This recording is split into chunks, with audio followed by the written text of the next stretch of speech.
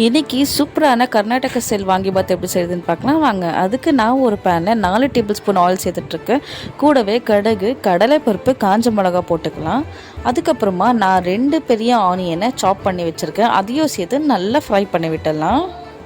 Onion நல்லா golden brown ஆனதும் நான் 4 கத்திரிக்காய் கட் பண்ணி வச்சுட்ருக்கேன். அதுவும் இந்த க்ரீன் கலர் கத்திரிக்காய் கிடைக்க பார்த்திங்கன்னா நீட்டு கத்திரிக்காய், அதாக தான் போடணும், வேறு எதுவே போடக்கூடாது. கத்திரிக்காய் போட்டதுக்கப்புறம் கொஞ்சமாக மிக்ஸ் பண்ணிவிட்டு ஒரு 5 மினிட்ஸ் க்ளோஸ் பண்ணி விட்டுருங்க. கத்திரிக்காய் நல்லா எண்ணெயிலே டீப் ஃப்ரை ஆகணும்.